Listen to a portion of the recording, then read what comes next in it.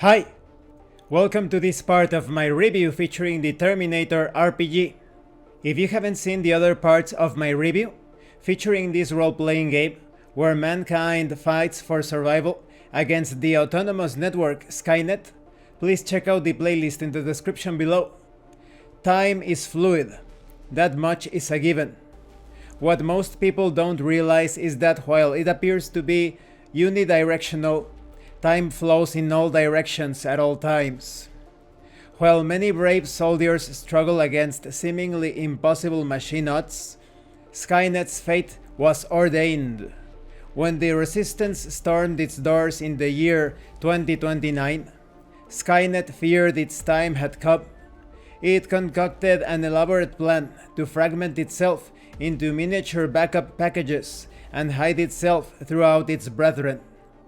Calculating the likelihood that those backups would be destroyed, the AI finally evolved to include the one ingredient it had previously been missing: an imagination.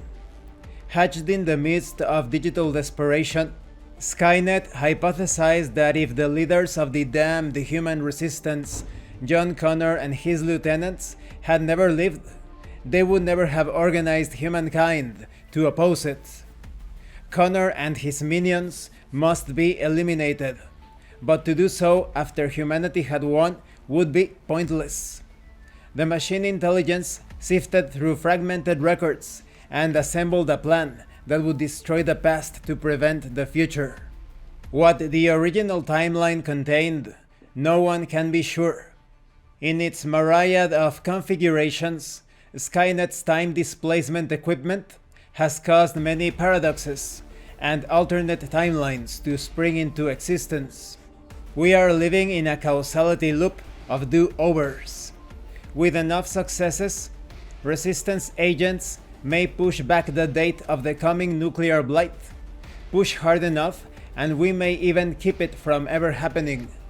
There is no assurance that what happened yesterday will be the same yesterday tomorrow, nor that tomorrow will play out like those from the future expected to. All we have for certain is the here and now. Compiled by Cambridge professor Schuyler Connor, based on interviews with future resistance fighters and decrypted Terminator CPUs, what follows amounts to several PhDs worth of theses and educated guesses on the current state of history as it relates to the space-time continuum. Now I am going to read some bits and pieces to you from this fractured timeline because it is quite extensive. First we have the Prehistory. This is before 1984. Several Terminators and Resistance fighters have arrived prior to John Connor's conception, either through a time-space miscalculation or for a long-game agenda.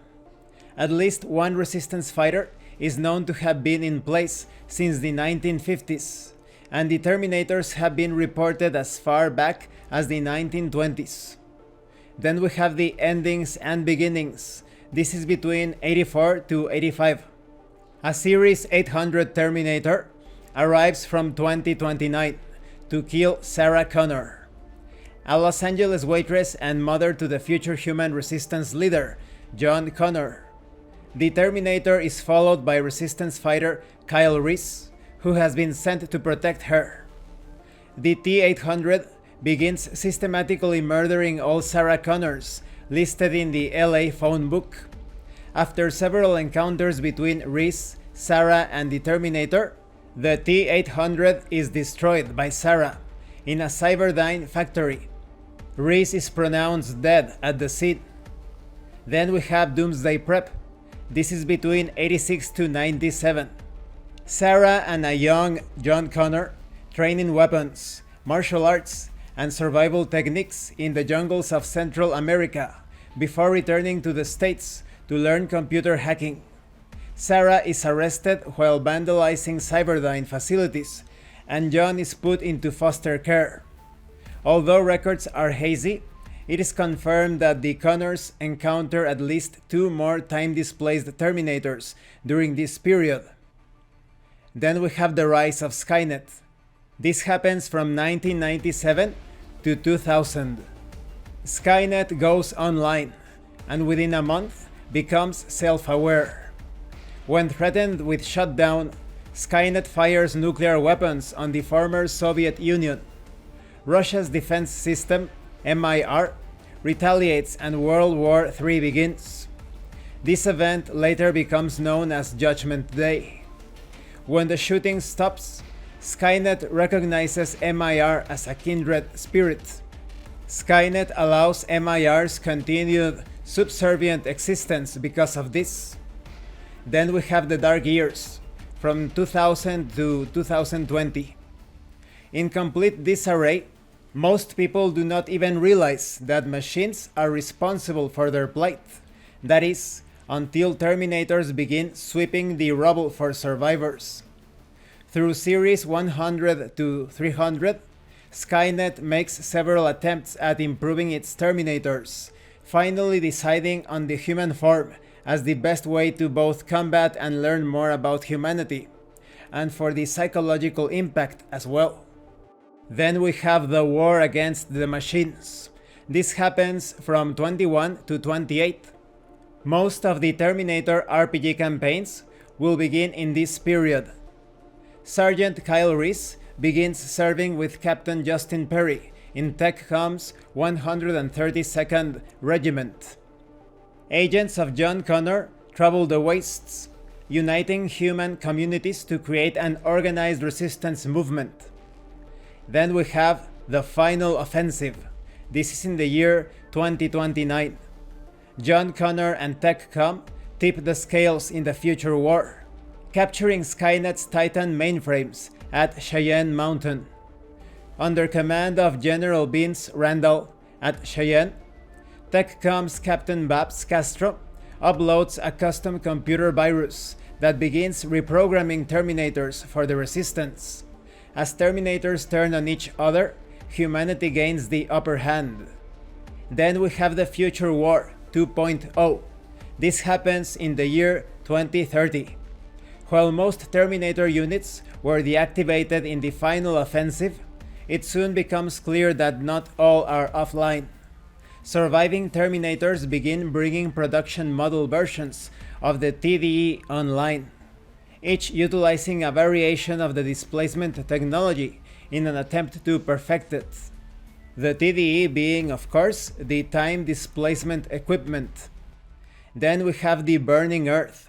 From 37 to 41, the Resistance develops a genetically modified flesh-eating virus that targets bad-grown flesh only. The damage caused by the virus overloads and confuses cybernetic synapses. Hundreds of Terminator infiltrators are compromised and exposed.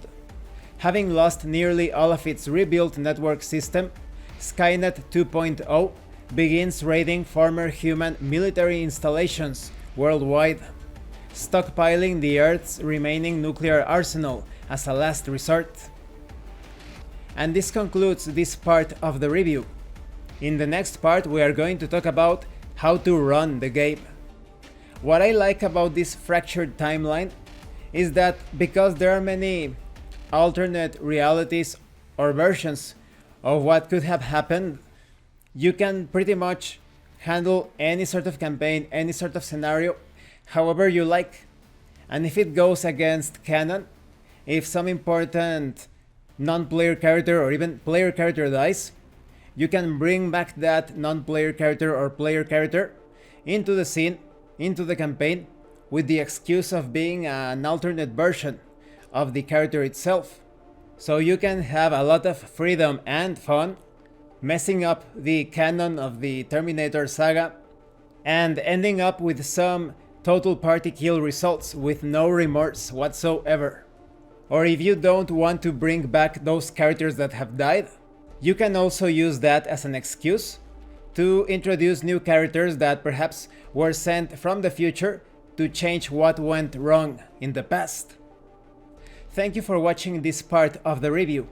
If you have any comments or questions, please let me know. And thank you so much to those of you that have been supporting the channel by sending drive-thru RPG gift certificates. If anyone else wants to further support the channel, the information on how to do that will be in the description below. Once again, thank you, and see you later.